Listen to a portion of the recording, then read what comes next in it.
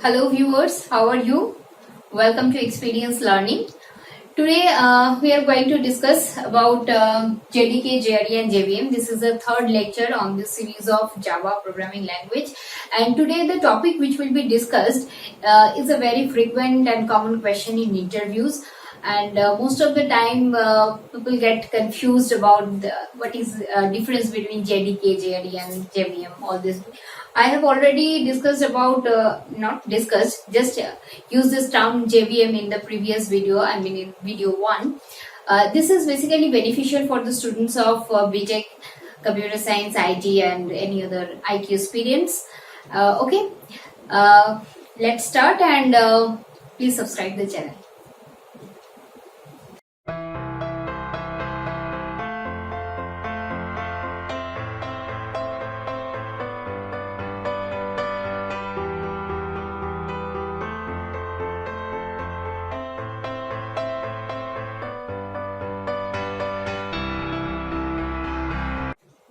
In second video, I have already discussed that how to write a simple Java code.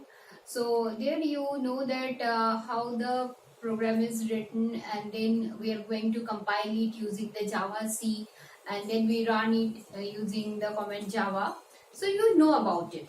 So JDK is basically a development tool. This is a software which provides to develop the Java code.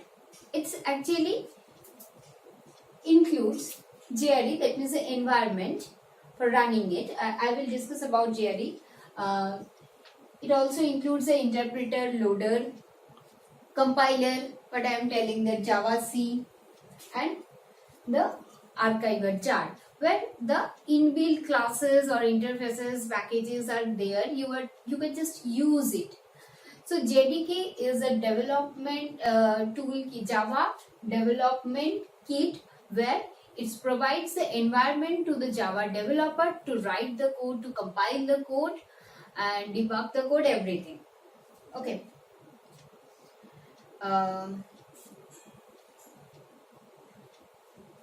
Initially, Java was developed by Sun Microsystem. Later, the Oracle is taking it. Now, to see the version of Java, you can go to the Oracle's website. This is given in the description box also. And here, according to your machine architecture and what OS you are using, install the JDK, the latest version. You can install it. It will take hardly 2-3 minutes with high-speed internet. And then you have to set the environment path variable. In description box you can get also the link how you can set it. So after installation of this, you can compile the Java code, whatever is written. How you can write it and how you can compile it, this is already given in lecture 2. So for doing this, you have to first install the JDK and then set the path variable. Okay. JRE is Java Runtime Environment. So from the name you can understand, it just provides a minimum requirement to run or execute a Java code. For example, in our computer or mobile phone, lots of applications are there which actually the JRE is installed there, for which the application is running. For example, West Bengal government employment site. So for run this application, it needs the JRE.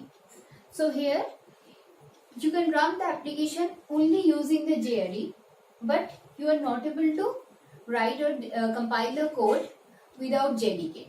So if I see that the JDK is basically the superset of JRE. So JRE with some development tools make JDK. Okay.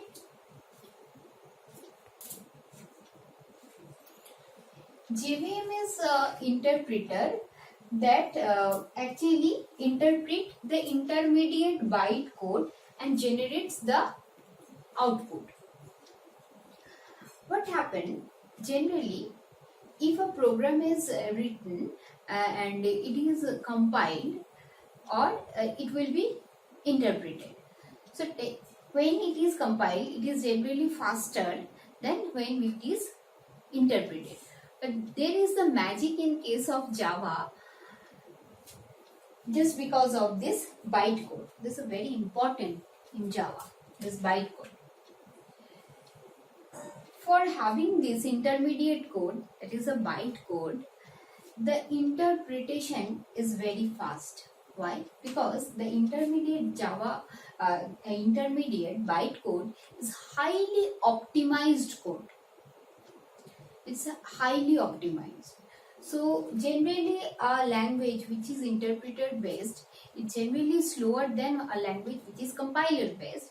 But in case of Java, that is a magic. It is actually compiled then interpreted, but here the interpretation is very fast because of this bytecode.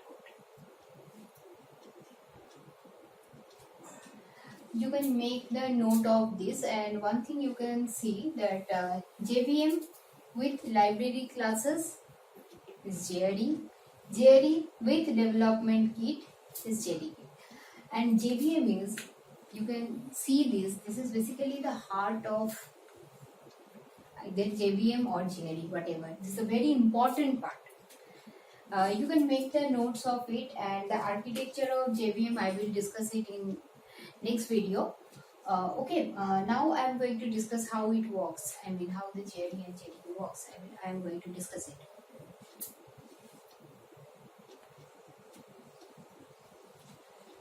So when the code is written, that means generally we write the code in such a way, file name .java.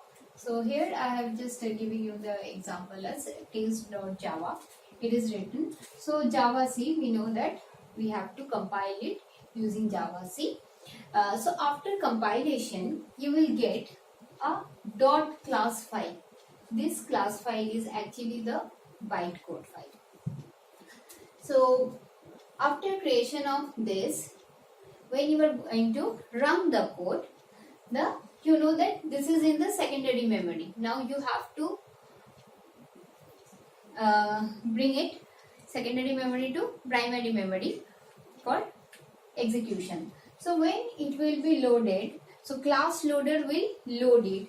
It can be loaded from hard disk or network or any other source. It will be loaded, and from the name you can understand that bytecode verifier. After loading of this class file, the bytecode verifier will verify this, that is it a right one, legal one or illegal one. So after doing this, now this is the work of interpreter. Now interpreter will interpret it and execute it. Not only execute it, it will also decide that which resource will be allocated for this execution. Okay, and here in the runtime, whatever is needed, that will be provided also. I think now you can get a brief idea about how it works. It works that class file first. The class file is very important. The bytecode is very important, and after the bytecode, it will be first loaded using the class loader, and then the bytecode verifier will verify this. Then it will be interpreted, and then basically the interpreter is the job of JVM. I am going to discuss about the architecture of JVM, but not in this video. In later video, I will discuss about it. Okay. Thanks for watching. Thank you.